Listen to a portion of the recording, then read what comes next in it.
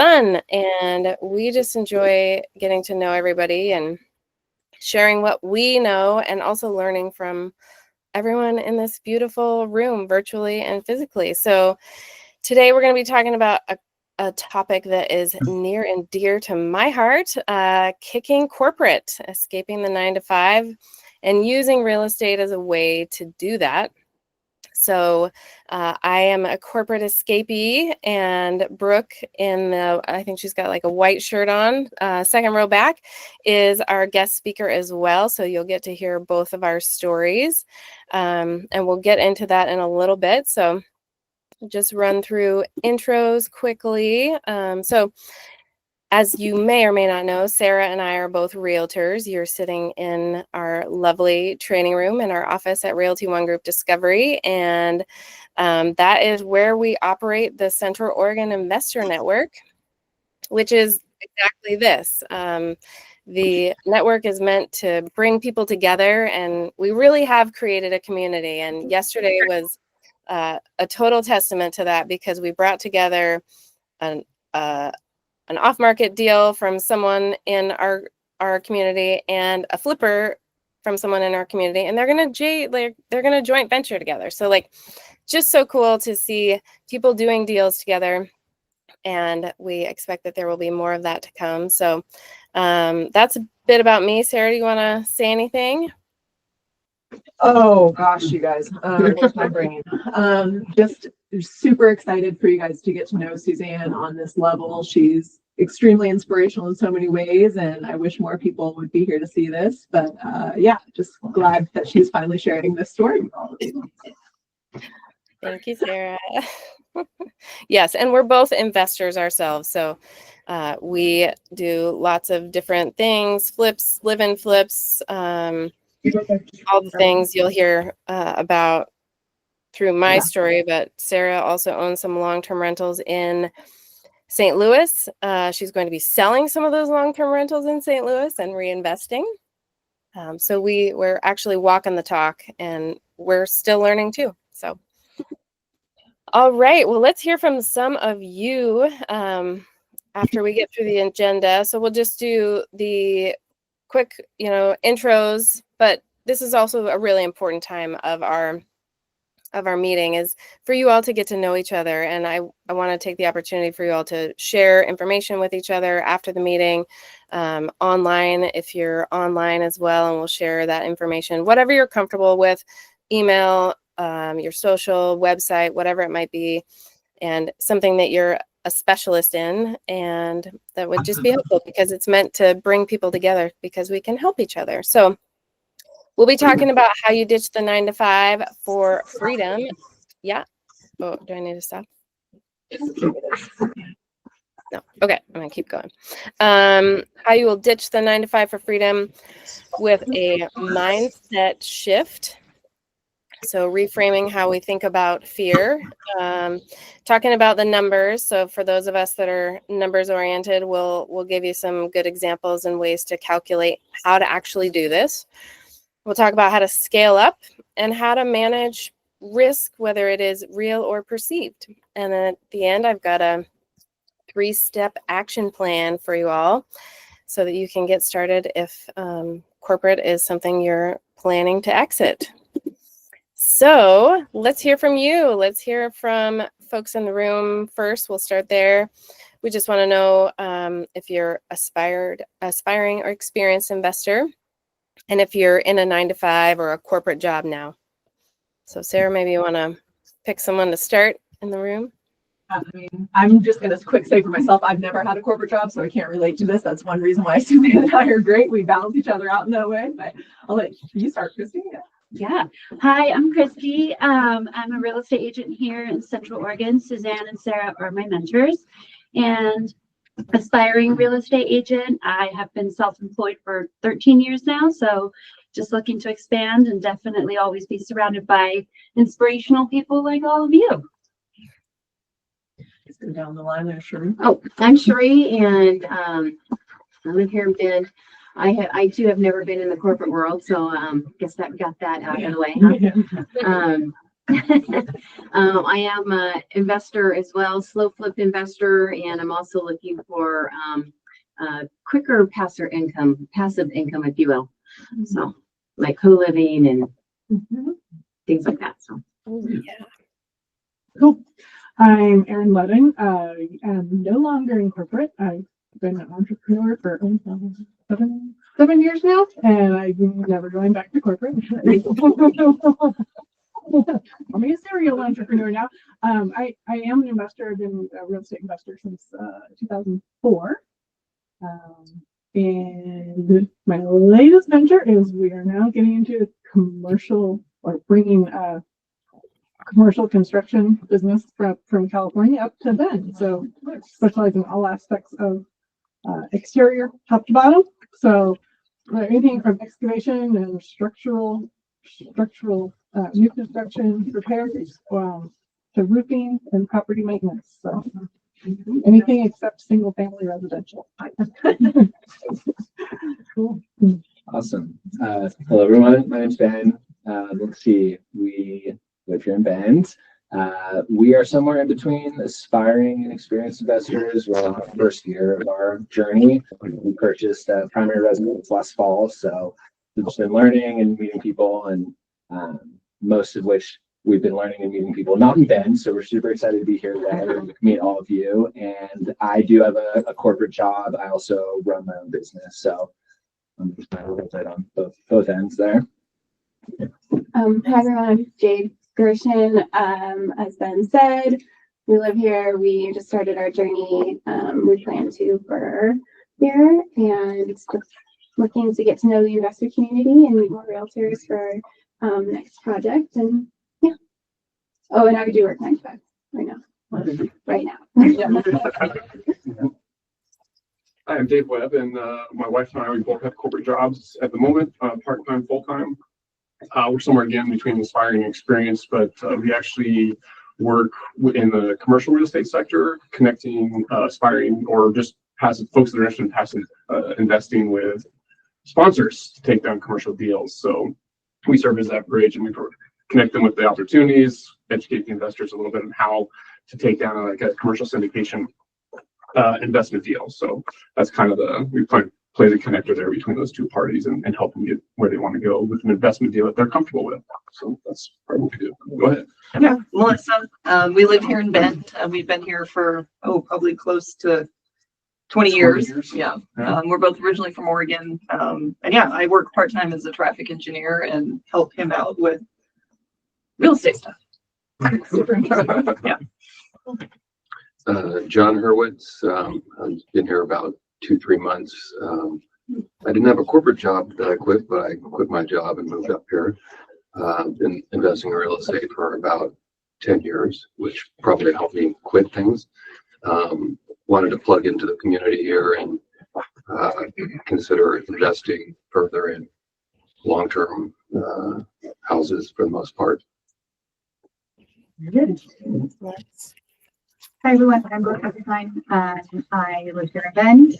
I am an experienced investor, about 10 years, and I no longer have a corporate job. Hi, I'm John Tarantino, and I've been in Bend for about 6 years now. My partner and I moved up here from the Bay Area, and I would love it here. I don't have a corporate job. My partner does, Lisa. And I've been an investor for a little over 20 years, but did it on a very small scale. And now just interested in just networking with people. I am interested in forming a real estate investment group here locally, but not in any hurry. Just looking, just kind of feeling it out right now. And just happy to be here and, networking. So thanks. Thanks. Hey everyone, I'm Kelsey. I've been part of this group since last summer. Good to see y'all in person again. I do work a corporate job. I actually really like my job, but I don't know if I'll like my job in 10 years, 20 years. So it's just great to be part of this community, to see what y'all are doing. I own one midterm rental here in Bend. So nice to meet y'all. Cool. I'm Brady. I live here in Redmond. Hey, John. Yeah. We do commercial and residential construction. We just wrapped up a few custom homes. Yeah. One of them being John's. That's funny. So, good to see you. And then, yes, I do my work. I like to say 6 to 4, not a 9 to 5. Yeah, most days I like it, but would love to scale that back eventually. And we do have investments on the side, a couple different properties here locally. So. I'm Justin. I'm also an agent here. Got my license to kind of help build my investing portfolio, and just kind of help be in the, just in it with real estate. I just quit my corporate job 2 weeks ago. Got 2 investments here in Oregon, right here in Central Oregon. So yeah, just looking to connect and build more and learn more, and all that. I think that covers our room. Perfect. All right. Well, I'm gonna see who's 0 bites. Somebody on here is 0 bites. Hi, I'm Isaac. I live here in Bend. I was a network engineer for a satellite company. Was laid off last September. But before that, we purchased property, some land in Crooked River Ranch. So now I want to figure out how to build and turn that around, sell it, and do that again. Awesome. Thank you for joining us. Thank you. And then Mary, hi, good to see you. Hi, good to see you guys too. I'm Mary Grant. I moved to Central Oregon last summer from Colorado, and actually with the help from the team and Christy as our real estate agent, we bought our first property in La Pine. And I am just really looking forward to getting more information about real estate investing. I too work a corporate job, but it's fine for now. I would love to get into investing full-time in the future. So I'm just here to absorb all the information I can. I love it. Great. And then Ty, good to see you again. If you're talking, there you are. Yeah, sorry about that.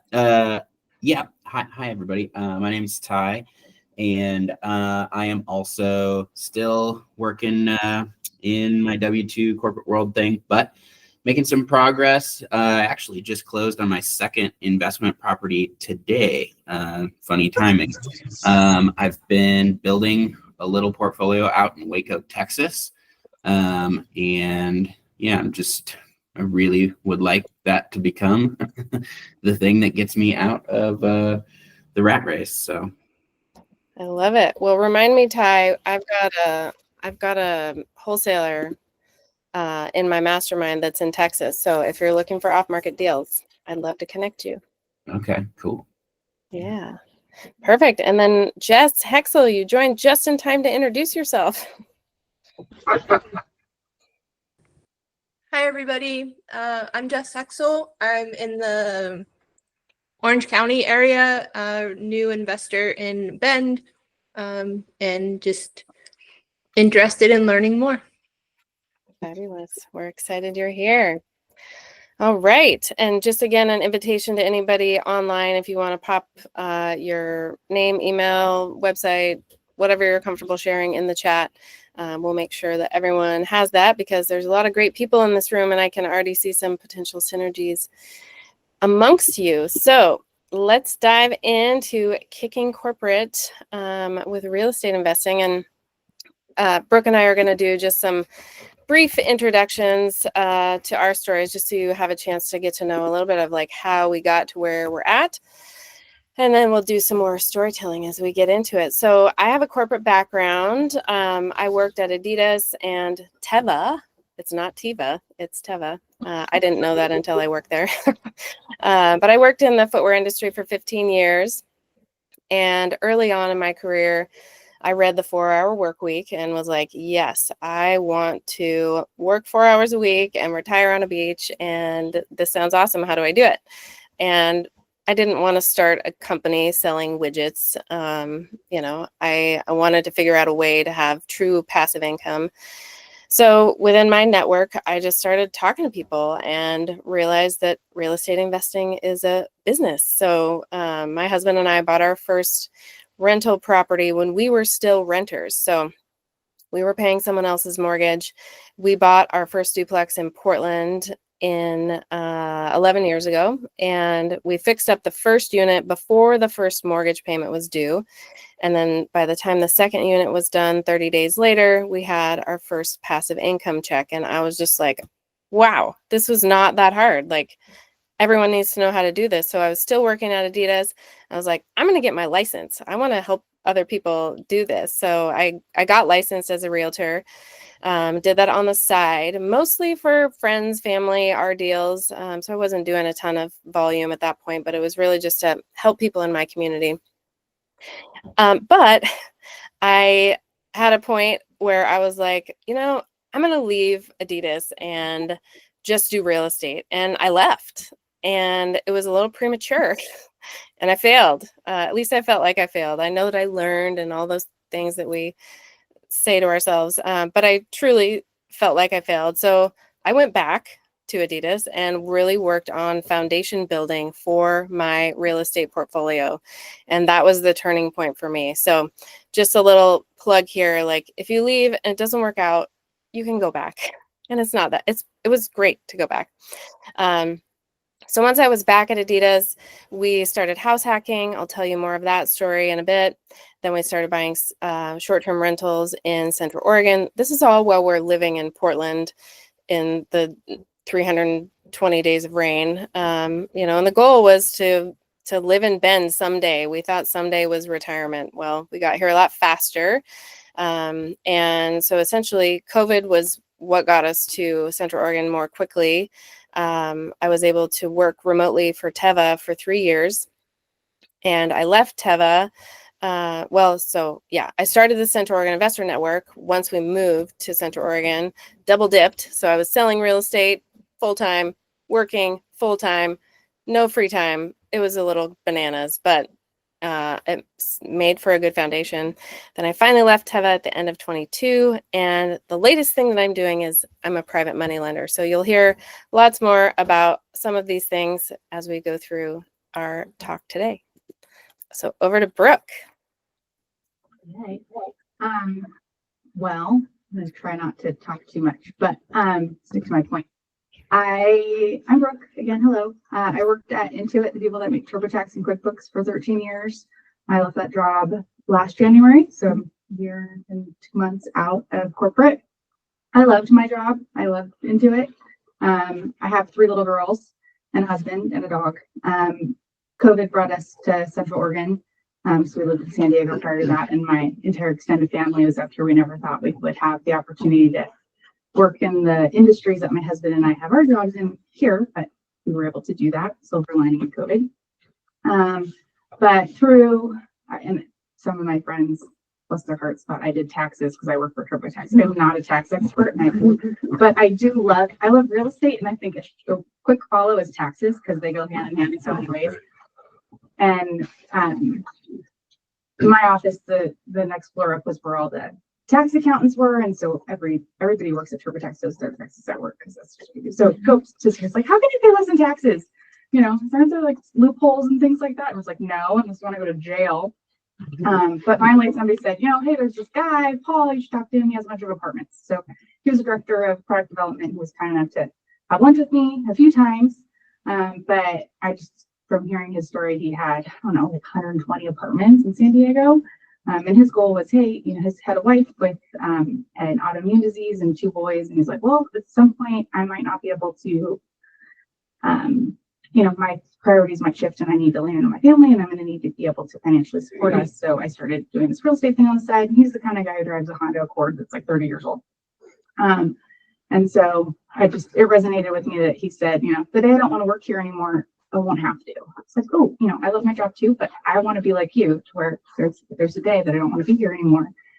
I don't have to. So obviously that happened to me. And so in part of our family moving here to Central Oregon, I was managing our properties because I am a self-proclaimed control freak. I listened to Bigger Pockets in my 2-hour commute for years and years and years, and all that lovely traffic. And I read all the books on how to manage your own rental property and all the things. So I've been doing that for about 10 years, and we were able to slowly grow our portfolio.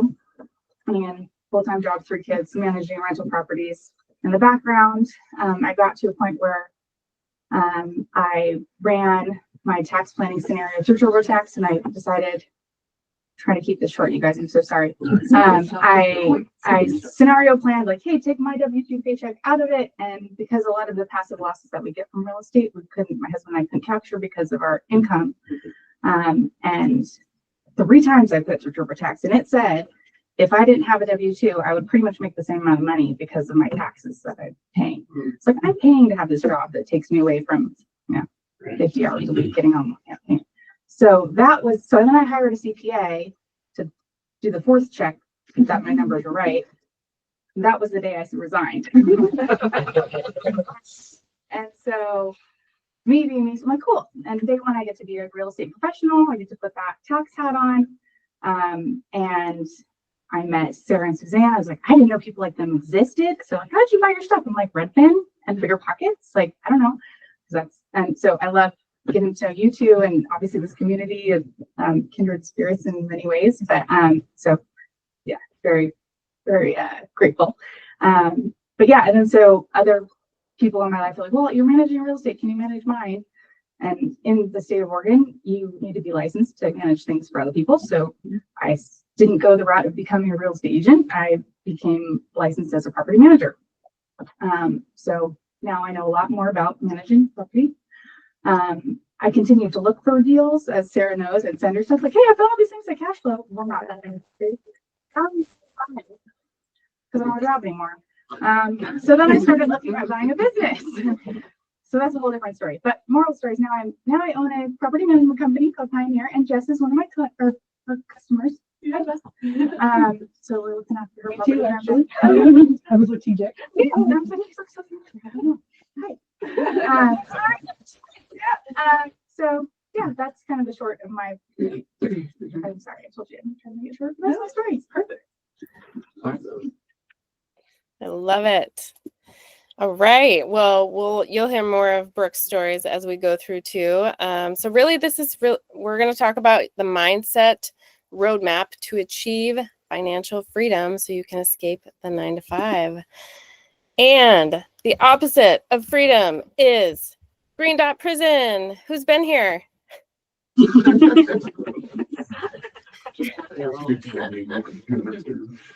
If you don't know what Green Dot Prison is, you are very lucky. Brooke, you want to talk about this little story and the anxiety that it brings to us as corporate employees? Yeah, Slack. I hate Slack. But Slack or Google Chat or you name it, and it has a dot. If you're active, you're green, and if you're not, and you have some a little bell in your head that goes, I'm not green, and you feel bad about it. That's Green Dot Prison. Yeah, and it's like a real thing. It causes a lot of anxiety because basically it means like people are watching what color your dot is, and if you're yellow, that means you're not being productive. And I remember at one point I just made mine gray. But I had an employee when I was at Teva, Jess was like, we were out at happy hour or something, and she was like, oh, Suzanne, she's like, I just went on Amazon and I bought one of those mouse movers. Now my lights are always green and you'll never know if I'm actually working. And I was like, oh my gosh, we all just need to be like Jess and get a mouse mover. And like, we don't have this anxiety anymore. But that's not really the answer. We got to do a little bit more. And that's about reframing the fear. For me, I can speak to this from my own personal experience. Before I left Adidas the first time, I was real scared. When I was at Adidas the second time, after feeling like I failed, I was like, I'm here with one purpose, and that is to juice this W-2 for all it's worth. And it was a total shift in my mindset of like, how can I use you guys instead of the other way around? So I started to look at my 401k balance as my get out of jail free card. If working in corporate, at least at Adidas and Teva, we would have layoffs every 18 months. Everyone knew on Tuesday, like, don't pick up the phone because Tuesdays are layoff days. And that's, that was the other fear, right? Getting laid off. Well, when Teva called me back to Santa Barbara in November of 2022, I was like, yeah, how about you lay me off instead and I'll take a severance, and how about some healthcare too? So it was just a total different way of approaching this mindset. Instead of coming at it from fear, it's like I had the foundation built of, that I knew I could survive without and probably thrive better without Teva. So how do you get there? You run your numbers. And so we'll talk about that in a second. And this is like the fast forward, but there's a lot that takes to get to that place. So for some of our corporate employees, I would love to just hear, what's your biggest fear of leaving your job? I mean, consistent income is always nice. Steady pace. Healthcare. Yeah, healthcare, definitely. Healthcare. So PTO. PTO. Oh, that's a good one. Yep. You don't get paid when you're not, well, you can get paid when you're not working if you're truly bringing in passive income. But yeah, those are all some of the same fears I felt. Brooke, anything else you can remember?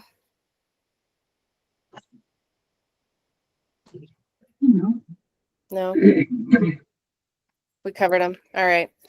Well, then it's about turning that fear into your strength. And instead of thinking, what happens if I leave is super scary, kind of turning that around again and saying, what happens if I do nothing? What am I missing out on? And kind of the YOLO mindset, for better or worse, right? Because although we know that things feel secure in our corporate jobs, we get the paycheck every 2 weeks or every month, and we know what to expect generally. Don't answer your phone on Tuesdays every 18 months. Truly, it's not really that secure. And this is all about reclaiming your life before it slips away in so many boring meetings. I had a lot of lame work trips. I had some really fun ones too, but and then just all the emails that feel so urgent in the moment. And then like no one even remembers those things, when you could be like Brooke or others, or the mentor that she had at Intuit that was like, my priorities may shift, like my family is important. So we want to turn that fear into our strength and own our future. So I'm going to talk to you a little bit about my journey of getting to the place of lay me off, because it took me a while to get there. I wasn't that bold. So my mindset shift, I'm going to just put on a little costume for you guys here. This picture is from 2018. Does this look familiar? I was looking through my stuff here. So I need to tell you where I am. I'm in Baja right now. I'm in my camper. I can see the ocean over there, and this is my mobile office while I work here. But I'm going to tell you how I got here, and that was by writing the Baja beach list. So 2018, January, just came back from 2 weeks of vacation because Adidas, thank goodness, they would shut down for 2 weeks because it was a German company. So I got a really nice break. I'm back in a windowless room in an 8-hour meeting, and I am so bored, and I start just booking a flight to Mexico because I was like, I got to get out of here. Like, I need some sunshine. So I booked a flight to Mexico, and my husband and I came down here in February of 2018. And we have this running joke that every time we go somewhere sunny and warm and pretty, I look at him and I say, Bill, I could totally live here. And he laughs, we laugh, and whatever. Well, we got to Baja and we both looked at each other and we were like, we could live here. And that was the turning point. That was like, okay, we both found a place where we're like, this is what we want to do. Not full time. Like, we want to be here part time because it gets real hot in the summer. But our dream was to live part time in Baja and part time in Bend. And so we sat on the beach, on this very beach, on our last day of our trip and we wrote the Baja Beach List. And the Baja Beach List became our roadmap to freedom, and is how I am sitting here in the same outfit 7 years later to tell you my story. So, you know, I'll talk to you about the Baja Beach List and how it evolved, but ultimately, it's the simplest way to explain it is we just have to figure out how to replace our income. But most importantly, we have to figure out what we are moving toward, right? It's like anything in life. You can't just like run away without a plan, which is kind of what I did the first time I left Adidas.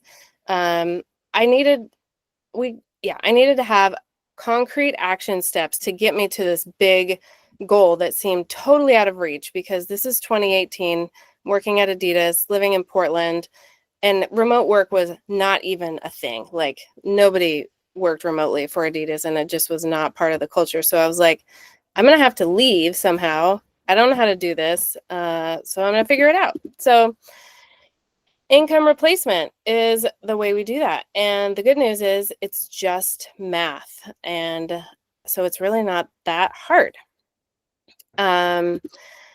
So basically what you have to do is calculate your freedom number. I call it your freedom number, and it's super simple. You just have to calculate what your monthly expenses are, or your net annual take-home pay, whichever you can, works with your brain better, and that becomes your freedom number. So all of us in this room have a different number. Some of us live really frugally and still wear the same clothes 7 years later. Some of us don't, right? So, maybe yours is 5,000 a month. Maybe it's 25,000 a month. Maybe it's more. It doesn't really matter. It's just knowing what that number is. And it's not just like the survival number. This is your I want to thrive and do the things that are important to me number. And essentially, this is what your real estate investments and your passive income sources need to generate in order to replace your income, cover your expenses, and fuel the life that you want to live. So you may have heard of the FIRE movement. This is kind of where I started on my journey long time ago, probably 20 years ago. It's the Financial Independence Retire Early movement. And if you Google it, there's lots of information. And they have a formula. And I love formulas because it's like, just give me a plan and I'll figure it out, and I'll make it work for me. So their formula is a net worth formula of having $1 million generally, right? $1 million net worth, and doing a 4% drawdown every year for 30 years will give you $40,000 a year. Super simple math, right? And that works for tons of people in the FIRE movement. Maybe you're sitting there like $40,000. Yeah, right. Not in Bend, but it can happen. And you can just change the numbers however you need. But I'm a person, I don't like seeing balances go down. I like seeing them go up. So the FIRE movement was kind of where I started, but then I was like, no, I want to add assets and have income generating while I'm still doing this. So that's how I came to real estate investing. So I just want to approach that because there are other ways to do that. And if you're into FIRE, awesome. Like their system works. There's lots of cool stuff about it I can share with you if you're interested. But essentially how you calculate your income replacement, like we said, is your housing, your food, your insurance, so you've got to account for health coverage, any debt you have, and just your lifestyle, right? So then that becomes your freedom number, the amount you need to replace. And once your passive income meets your freedom number, then you're free. And the other thing is, maybe you have a partner who has a W-2 still and who has health insurance. So maybe you don't have to replace all of these costs with your own passive income sources. How's my internet? Am I coming through okay? You good? Yeah? Good. Okay. Cool. Thank you. Starlink for the win. All right. So this is where we start looking to our corporate golden handcuffs for sources of money that can start generating passive income. And you know, for people like Cherie said, she's looking to generate passive income more quickly. Like, you don't have to just have these corporate sources, but you know, maybe you have a rollover 401k or rollover IRA. But in the corporate world, we have our salary, right? The money we get every month, and we're probably saving some of that. Some of us got bonuses or get bonuses from corporate that can sometimes be 5-6 figures. So looking at that and how can you leverage that to make it work for you long term. Our 401ks, as I said, some people get stock options or restricted stock units. There's also, for folks in leadership, things called long-term incentive programs or deferred compensation.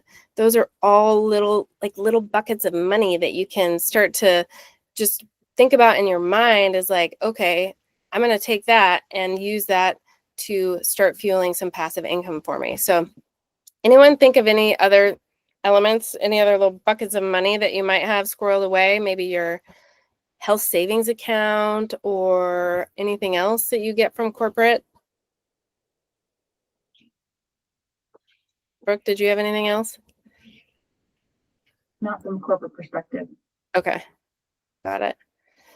Yeah, or like another thing could be inheritance, like those things we can't predict, right? So those are the things we have to start thinking about, is like not just sitting in our bank account earning like negligible interest. It's how we can figure out how to use these for our freedom. Because your freedom number, you know, it's all about knowing your number, creating your plan, and earning back your life. So now getting into my theory of real estate. I don't know if somebody else has this idea, but this is what I've come up with over the last 11 years of being a real estate investor.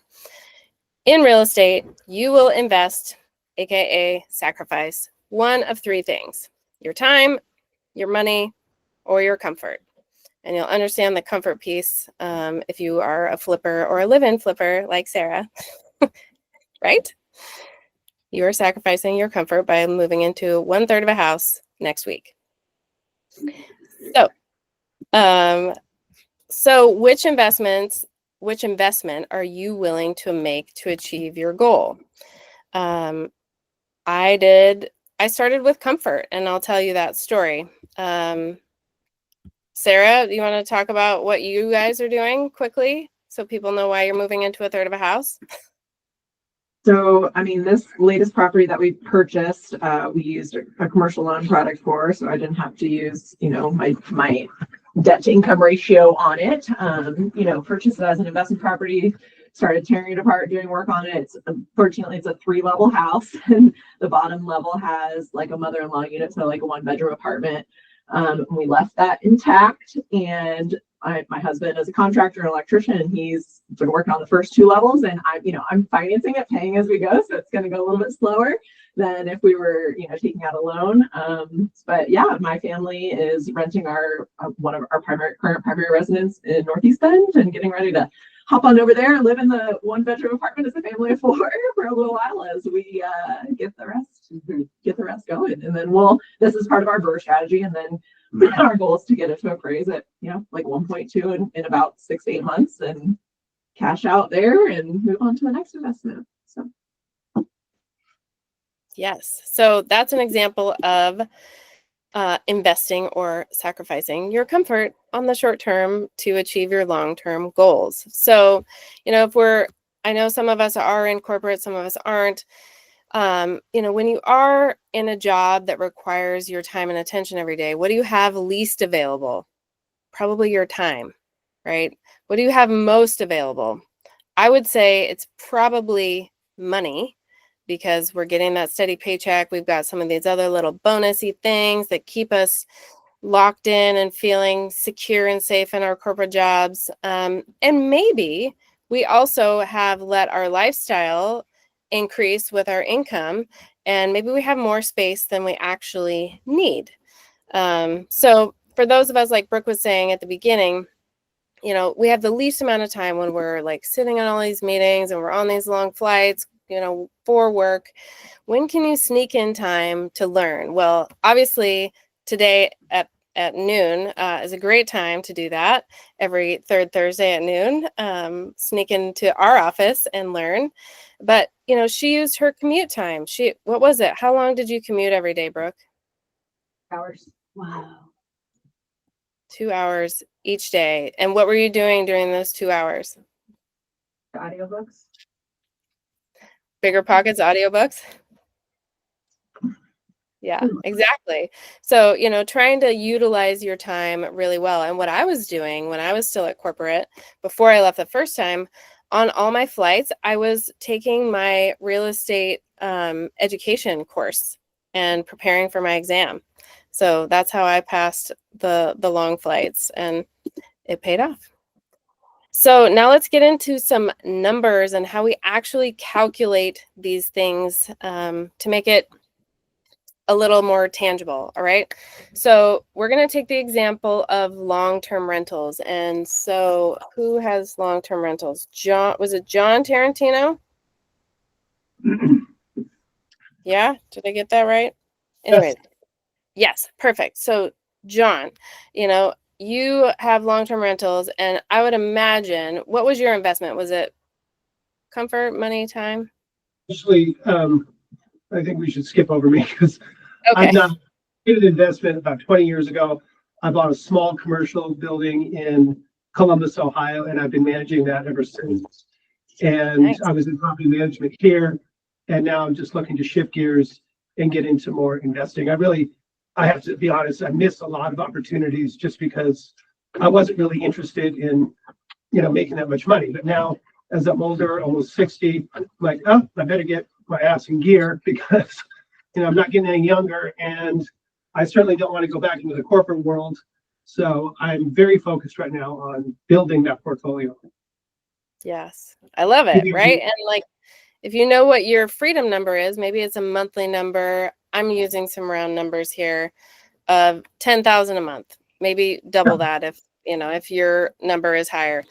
So essentially what we're solving for here, the equation is you need X number of doors making X amount monthly cash flow, right? It's pretty simple. And this is how Justin Stevens, if any of you all have met him in our network, how he and his wife came to their goal. So in this example, you would need 20 doors making $500 a month cash flow to cover this freedom number. And I know that sounds like a lot of cash flow, especially in our market right now, but it's totally possible. Like, you could buy a portfolio in the Midwest. Maybe Ty has a great deal that he's not ready to buy in Waco, Texas. You never know, right? There's definitely places where you can find a 20-door portfolio that each door makes $500 a month. And actually, we just found one in Klamath Falls because Brooke sent it to us. And this one is generating almost $4,000 a month. And the purchase price is like $650. It's bananas. So if you want more information on this portfolio of 3 duplexes in Klamath Falls, let us know. So it's totally possible. And that could be, that would get you nearly a quarter of the way towards your freedom number, which is super awesome with just one purchase. Okay. Any questions on that? Pretty straightforward. Okay, cool. So another way that I'm learning and loving, and you'll hear more about this in June, is about private money lending. And the investment here is pretty much just money. It doesn't even really take that much time once you get going and know how to do it. So let's say your freedom number is a nice round $100,000 a year. The way I look at this is looking at what I have in those little buckets, right?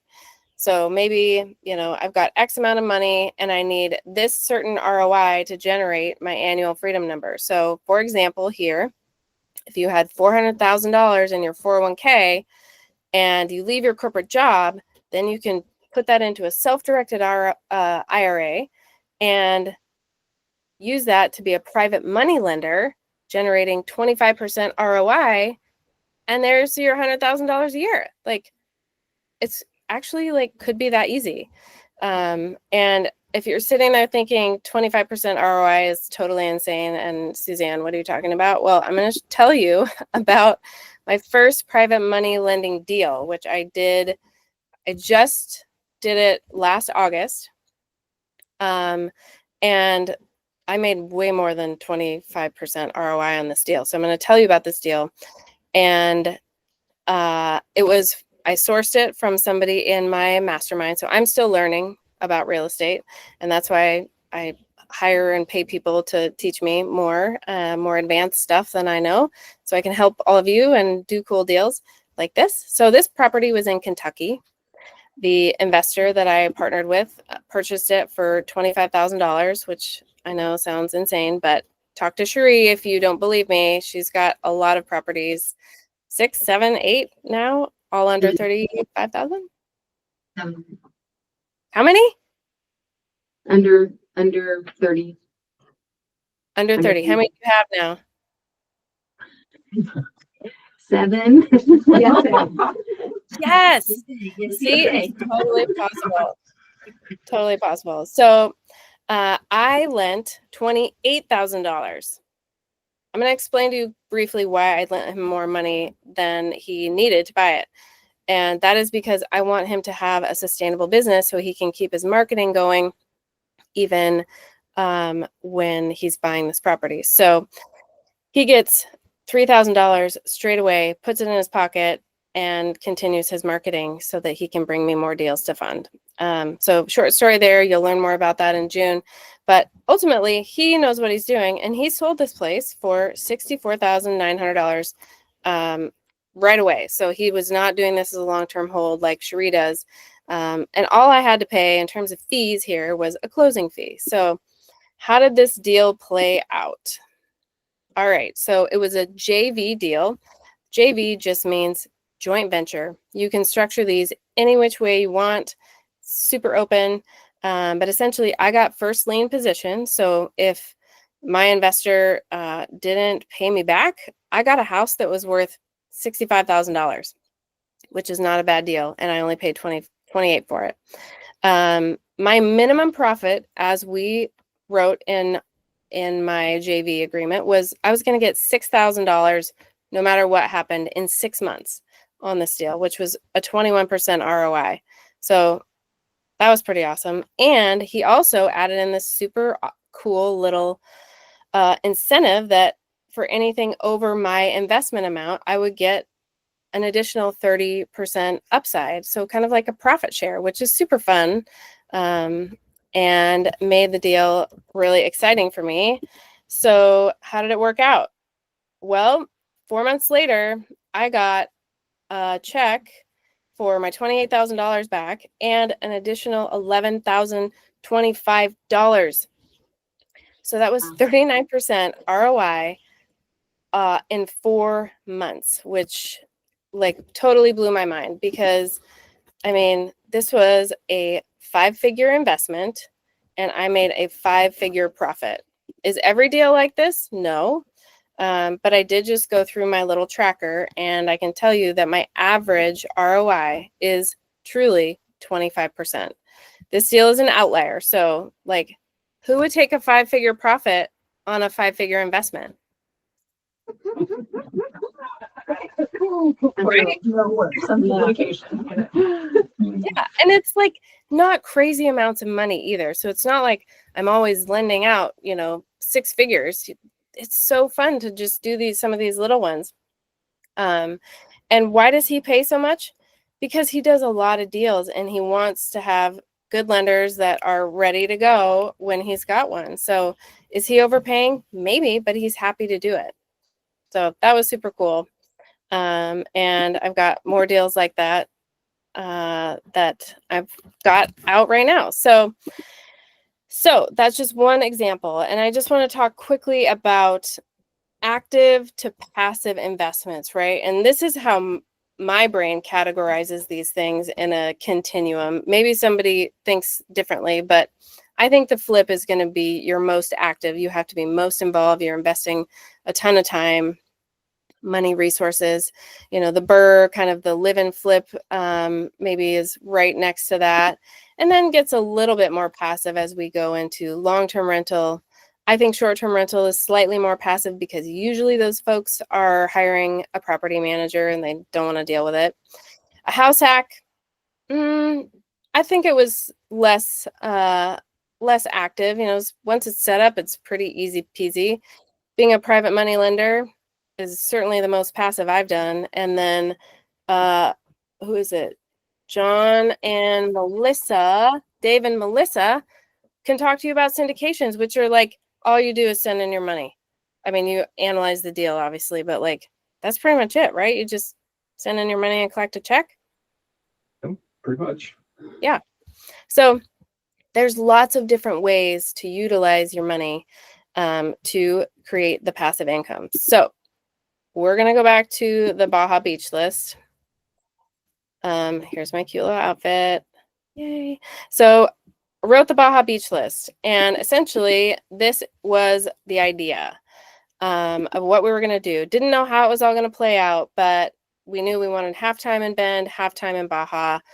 And we lived in a house that was too big for us. So we were like, cool, let's figure out a way to update the top 2 floors and turn the basement into an apartment. And oh yeah, we want to live away from all of our friends and family that we've lived near for me, like my whole life. So I probably need to test out what it's like to live somewhere else. So I wrote down that I wanted to have a quick little live abroad test, and I was going to use Adidas as the way to accomplish that. And then how were we going to get our Bend STR? I didn't know, but I knew I wanted it, so I put it on the list. So this was kind of, I mean, this was like, I wish I had a picture of the list to show you, but that's essentially how it looked. So my first investment was house hacking, and we've talked about what that is. I invested my comfort. So I'm going to just show you what this house looked like. Wait, can I do it? Where am I at? Yeah, so basically this house was too big. It was like 4 bedrooms, 3 bathrooms, and the basement was set up. You can kind of see it here on the ceiling. Do you see that? It's red. That is red shag carpet. This was a party house, you guys. We bought it like this.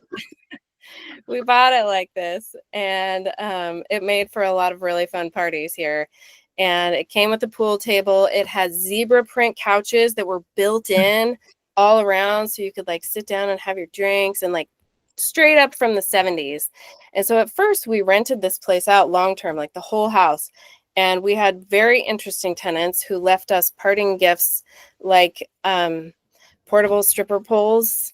So that was really interesting. And then we moved in right after that and gave it a nice deep clean and realized, you know, this house is definitely too big for us. So, you know, it was pretty dated. You can see the kitchen was pretty old. So essentially this bar right here, wait, let me show you right here, is that right there. And this is what it looks like today. So this is our kitchen. We did a little IKEA kitchen. This is our dining room table.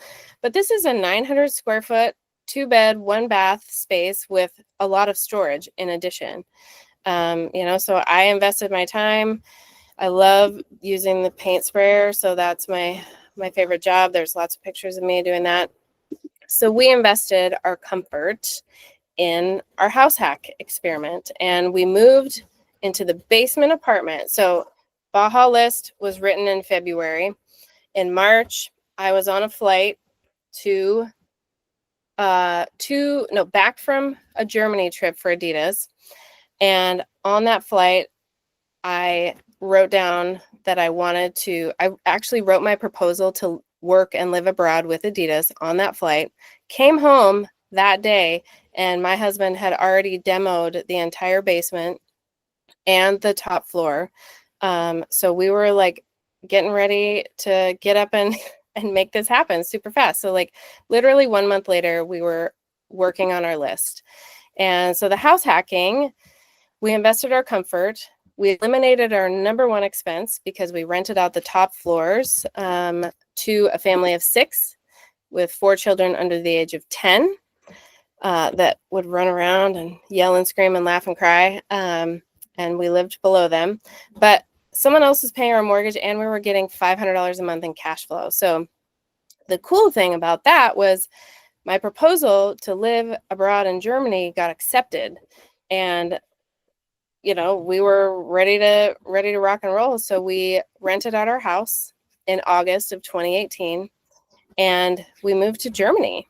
And this is Oktoberfest. So I actually got to go to Oktoberfest in my little Dirndl and drink big things of beer. And so we still had a little apartment to come back to that we could lock and leave when we left for 6 months and come back to. And that's where we lived for the next 2 years, I think, under that family of 6 when we came back. And so then, okay, so we came back from Germany. Oh, no, we were in Germany. Sorry, follow along here. We're in Germany, and we know the Baja list says our next step is we want to live part-time in Bend. So what are we going to do? We're going to buy a Bend STR. What are we going to invest? Well, here's how it looked. We invested our time, number one, because my husband's a contractor, and we invested our money in making this place a cute little STR in 3 Rivers. And the cool thing about this is I was in Germany when this popped up on my Redfin. It was 2018, November. I called the realtor I knew in Bend before video tours were a thing. And I was like, hey, can you get over to this place and take a couple of videos of this little place and tell me what you think? So he goes over there and he's like, yeah, this is a teardown. And I was like, what? To us, it looked like a cosmetic flip. To him, it looked like a teardown. So we bought it, and we actually we bought it, and we closed on it. So we came back from Germany, got straight in the car, drove down to Bend to First American Title, signed the papers, and then went to see the house for the first time. So I remember that drive very clearly. I was kind of nervous, like, what did I just do? I just bought a house that I've never seen, and someone told me it was a teardown, but here we are. So in this one, we invested our time and our money. And what did we get for that?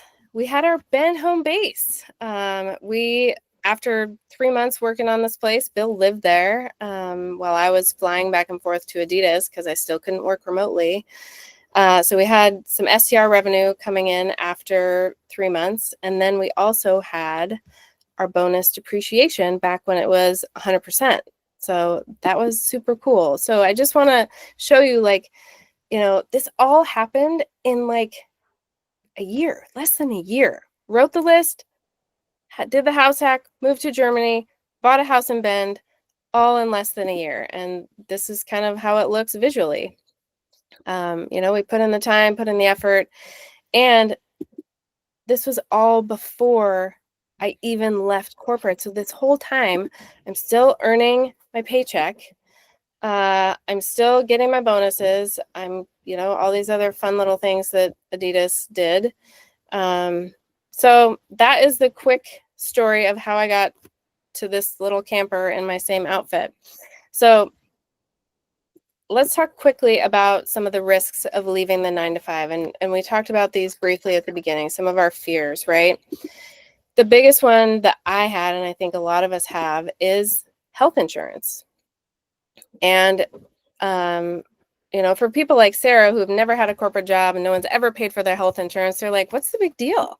But for those of us that are like, we have only ever had someone else pay for our insurance, there are other solutions. And yes, you can go on the, what's it called? The exchange, the health insurance exchange, and do that whole thing, which I did. But smart people like Christy, who's been self-employed for 13 years, told me about Liberty Health Share.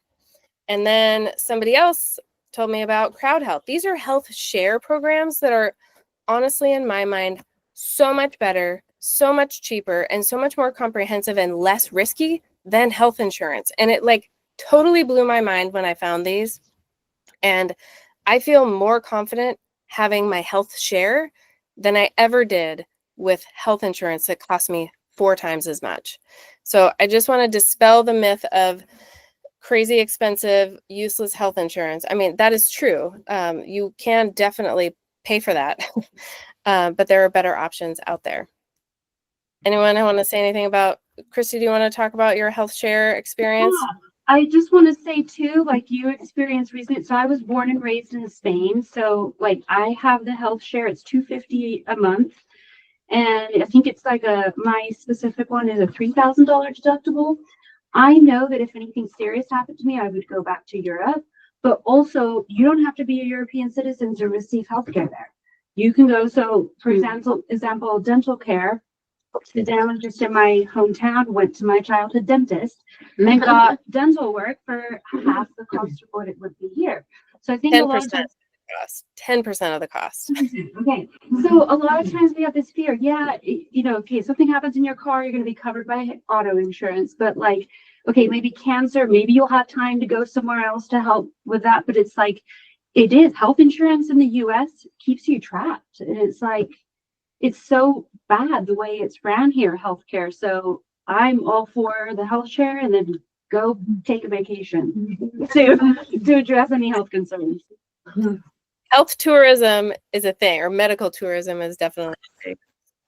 I know we're at 1 o'clock. Hopefully y'all can stick with us for a little bit longer. I promise we're almost done and we'll have time for questions and chatting and all the things that we love to do. But the other one that I felt when I left corporate the first time was a lack of structure, because I was just like so used to everyone, like to my calendar basically dictating my day, and people would put meetings on my calendars and I knew my seasonal ebbs and flows, and I was just like, I don't know how to do this without like this corporate structure. So one thing you'll learn about me is like I just pay for help. You can hire a coach or 2 or 3 like me. I had 3 coaches. I had a life coach, I had a career coach who helped me navigate the exit from Adidas to Teva, and then the exit from Teva to just doing real estate. And then I also had my real estate coach. So like everyone won in this plan because a lot of people got paid to help me make this leap. But I took it seriously because I wanted help, and I knew I needed to have an accountability partner or 2 or 3 to actually make this leap after I felt like I failed the first time. So don't be afraid to pay someone for help, because I can tell you all those coaches that I paid, that investment has paid me back 10,000-fold for sure. The other one that I heard you all say is no more steady paycheck. And this was something that I struggled with as well, because it's just so nice to like just not have to like be so on top of your checking account every month and know down to the dollar how much you have, and feel that stress again in our lives once we've gotten past it. So the solution that one of my dear friends helped me set up that just mentally helped me was like, I just started setting up biweekly deposits from my passive income sources. So at that time, I didn't have private money loans. I wasn't doing that, but I did have real estate income and cash flow. So I just started putting $500 a week, or $1,000 a month, or whatever is reasonable for you. Started putting that into my checking account so that I felt like I had the income. And it's just, again, some of these things are just like little mind games that we have to do with ourselves to get ourselves over that fear. And we can just as easily set up our biweekly paychecks as ADP or whoever your payroll system is at your company. Does anybody do this? Who's an entrepreneur, like pay yourself? Do you like, and anyone know the profit first model? Yeah. That was so game changer for me, because I'm paying myself no matter what else, and it definitely mindset change. Very helpful. And there's a great book called Profit First for Real Estate. And that's, Cherie, you have that book, right? Yes. Yeah. I haven't read it. All kinds of books. I'm like, read a page here, read a page. Then what was this about? So yeah. Yeah, Definitely go. essentially it's paying yourself first. You know, when you get your paycheck in, or like, you know, when Sarah and I get a commission check in, you know, we set aside a certain amount for us, a certain amount for taxes, a certain amount for what else? I don't know, savings, you know, but we're paying ourselves first. So it's a great book. You can find it on Amazon, Profit First for Real Estate. All right, the biggest risk, and I have my little broken heart here because I really did have a broken heart when I felt like I failed the first time when I left Adidas and fell flat on my face. But you know what? You can hire a coach or more. You can make moves before you leave, like I did the second time, and you can always go back. And it was so fun to go back. And, you know, I just shifted my mindset and I looked at it as, again, like I said, I'm going to juice this W-2 for as much as it's worth. And I was able to do that and get out of there within the scope of a couple of years. So just want you all to start thinking, those of you that are in this place and feeling like a little bit trapped or, you know, not sure what to do, you know, just think about what you can do now to prepare for that leap into working for yourself and not worrying about how many PTO days you have left, because you get to actually put them on your own calendar and there's no limit. So while you're still getting your steady paycheck, there's a few different things you can do. You can start figuring out what your DTI is. Any good lender will help you figure that out for free. If credit is your issue and you know you need more credit or better credit, work with someone to boost your credit. Another cool thing to do is just register an LLC. Like as soon as you do that, you can tell people with confidence, I am a business owner, even if you don't make any money yet. So that one is another mind shift as well. And going back to our golden handcuffs here, you can start looking at how you can turn those golden handcuffs into income producing assets now. So we've had someone on talking about self-directed IRAs. There are a lot of great companies that can help you do this, so you can start using your IRA money to invest in real estate yourself or to be a private money lender. If you get bonuses, you can use your bonus and try a private money loan, you know, for $25,000 or whatever it might be, or even $5,000. There are still people, like, you can loan very small amounts of money and get good returns on it. Or you can use your W-2 to buy a short-term rental in a place where you want to spend some time. So you can, you know, buy your second home somewhere. Lots of different ways to do it. Anyone have any other ideas of like how you can do all this while you're still earning your income, or things you have done? It might be rare, but your tax refund. Yes, great point. Totally. Yes, and good timing on that. Brooke, was there anything that you did proactively? The only thing that I would add is the 3 things that you're going to give up or invest, as you said, time. I think time means two things in that equation, because kind of the time value of money, like just waiting and being patient. Patience is so hard, especially the world we live in today. It's like instant gratification, but it's just those little things that, as you just illustrated in the last hour, snowballed into really amazing things, and just having the confidence to start and try it, and not thinking about what if it doesn't work, but thinking about what if it does. Absolutely. Yes. Yes, that's that mindset shift of like, you know, did I really think I was going to be able to like work as a realtor and living in Baja? Like, I mean, it was a dream, but until I met Sarah, it was not a reality, you know? So we can, I just want to also say like the power of writing down your goals, even if they seem insane and out like totally unachievable, write them down anyways, because you never know who's going to pop into your DMs like Sarah did with me and form an amazing partnership that allows us both to live the life that we want to live. So shout out to Sarah. So I'm gonna wrap it up here. I just wanted to give you 3 steps. Talked a lot today. There's lots to remember, but the 3 things you need to do. Number 1, calculate your freedom number. Know how much you need to cover monthly or annually to replace what you're making and live the life you want to live. I also think that you should check out your 401k balance or your IRA balance so you can start looking at that and thinking in the future of like, how am I going to deploy this? Like, what am I going to do with this once I'm out of corporate and it becomes a rollover plan that I control? And then write down your Baja Beach list, your version of whatever that is, and start putting pen to paper about your dreams, even if they seem crazy and unconventional.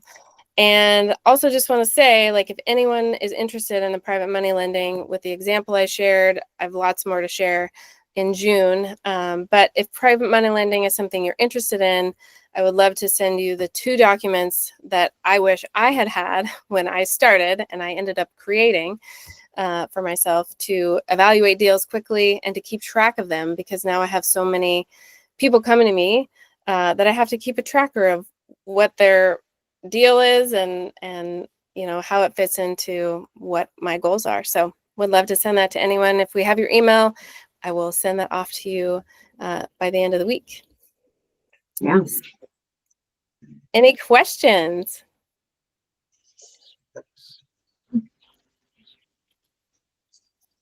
Comments? Was this helpful? I think there's one other option too, is you can do what I do and just leave your job and don't figure it out. Test yourself. Are you single?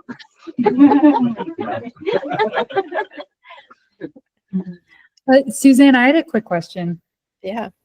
Where you mentioned like your first investment with like the house hacking and kind of flipping that basement portion, where was that located?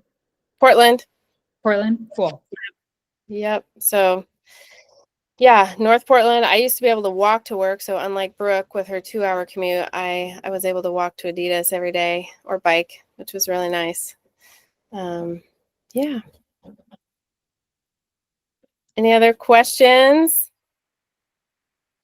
Did you use any of your 401 rollover as, did you take that portion out of your existing 401? I hear that's possible, but you kind of have to get permission from corporate to do that. That is a good question. Yeah, I still haven't tapped into my 401k. So I'm telling you this. Luckily I'm just a saver, and so I would squirrel away my bonuses and save a bunch of money because I wear 7-year-old clothes.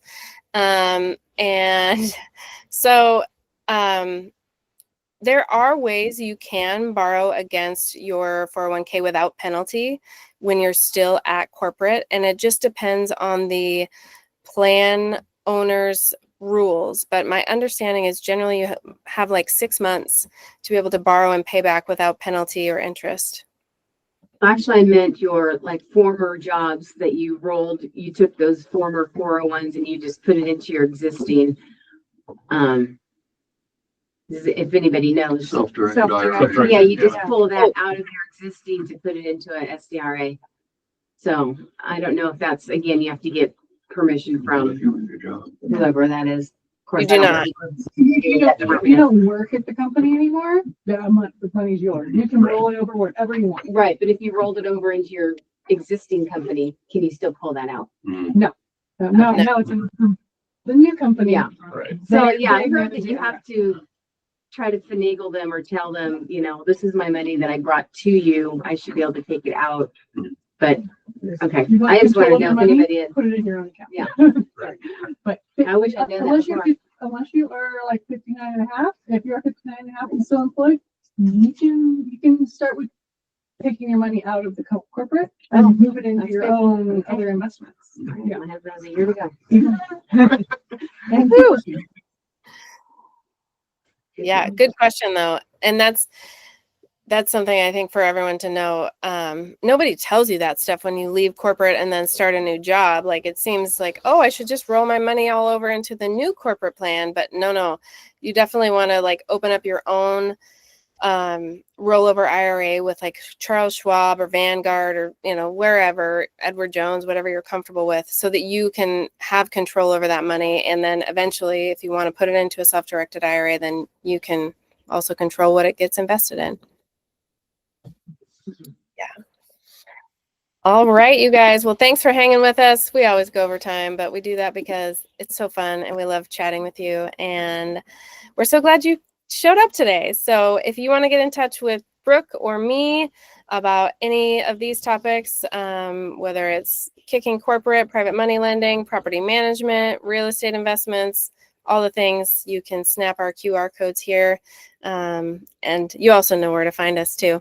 Yeah, we're just so happy you're here. And next month, you guys, we have another community member coming back to talk to us about buying at auction. So this could be a great next step for some of you who are itching to get an off-market deal and have cash or funding sources to do that.